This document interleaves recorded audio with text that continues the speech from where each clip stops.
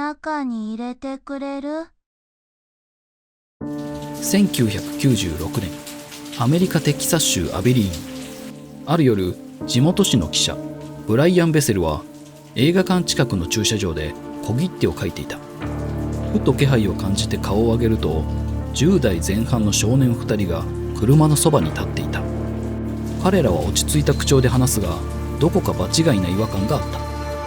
そもそも目当ての映画はすでに始まっており、話の辻褄が合わない。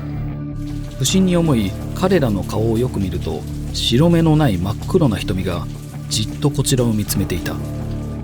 ベセルは直感的に危険を察知し、そのまま車を急発進。振り返った時、2人の姿はすでに消えていた。この出来事が黒い目の子供たちをめぐる都市伝説の出発点となった。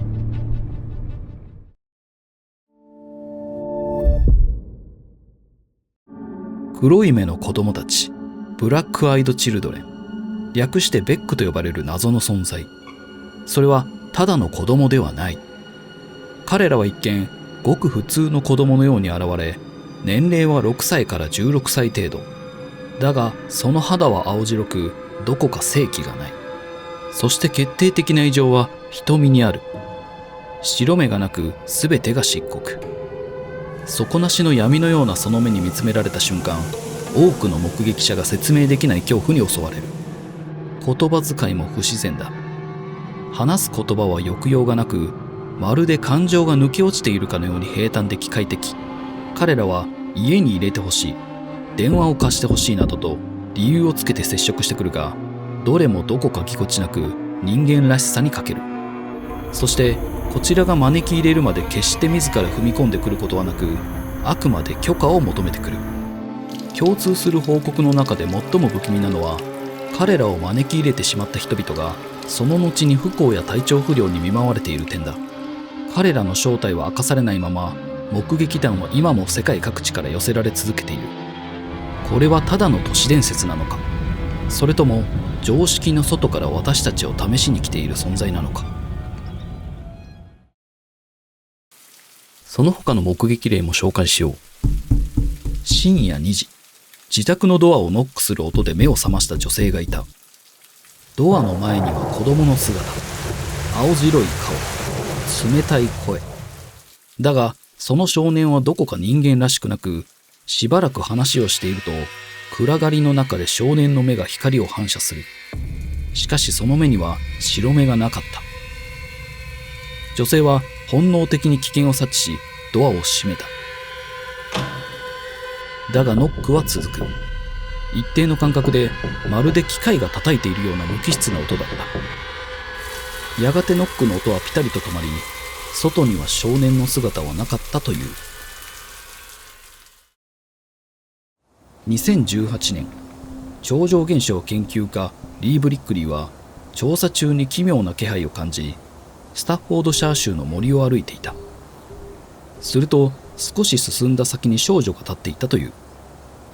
少女はじっとこちらを見つめ、全く動かずに静かにそこに佇んでいた。その姿には明確な白目はなく、目全体が漆黒に染まっていた。ブリックリーが一歩踏み出そうとした瞬間、少女は跡形もなく消えた。この地では過去に少女の殺人事件があり、目撃された存在との関連がささやかれている。ブリックリーは語る。あれはただの幻影ではなかった。この森には説明のつかない扉があるように思えてならないと。黒い目の子供たち、ベックと呼ばれるこの存在にはいくつもの解釈が存在している。入れてほしいと許可を求める姿勢から吸血鬼の系譜を連想する者もいれば、異界からの使者や悪魔的存在、さらには人類を模倣し損なった地球外生命体の一種ではないかとする説もある。また報告例の急増ぶりからマスヒステリー、すなわち集団幻想と捉える見方も根強い。だがどんな仮説にも共通して現れるのがある法則だ。彼らは決してドアを自ら開けようとはせず、入れてとだけ語りかけてくる。その境界線を越えるかどうかは常に人間、君自身の判断に委ねられている。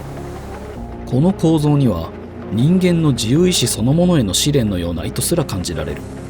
恐怖の本質とは常に選択にあるのかもしれない。さらに注目すべきは視線の力だ。多くの目撃者があの黒い目と目を合わせた瞬間に吐き気、めまい、心拍の異常を感じたと証言している。これは単なる恐怖反応ではなく、古くから世界各地で信じられてきた視線の呪術と関係があるのかもしれない。例えば中東からヨーロッパ、アジアに至るまで邪視という信仰が存在する。これは強い嫉妬や悪意を込めた視線が他者に災いをもたらすというもので、古代ギリシャやイスラム文化圏、さらには日本の睨み返しなどにも類似の概念が見られる。視線は単なる生理的な行為ではなく、意思を通す通路と考えられてきたのだ。ベックの黒い目もまるでその現代的な象徴であるかのように、見る者の精神に侵入し、奥底に眠る不安や恐怖を暴き出す。彼らはただそこにいるだけで人の心に影を落とす存在。見るという行為そのものが呪術になっているのかもしれない。ではなぜ子供という姿なのか。それは無垢、保護すべき存在として最も人間の警戒心を緩める形。恐怖と純粋さのギャップこそが彼らの最大の武器とも言える。扉を開けるか否か、その一瞬の判断を揺るがすためにベックはあえてこの姿を選んでいるのかもしれない。そして今日もどこかで誰かのドアの前に立ち、静かにこう問いかけている。中に入れてくれる？誰もが日常の中で一度は経験するノックの音。それが異常と化す瞬間、そこにベックは現れる。君は深夜のノックにどう答えるだろう。ドアを開けるか、それとも黙って鍵をかけるか。黒い目の子供たちは今日もどこかで誰かの家をノックしているかもしれない。そしてその誰かが次は君なのかもしれない。次回も君の知らない未知の世界へ案内しよう。それではまた。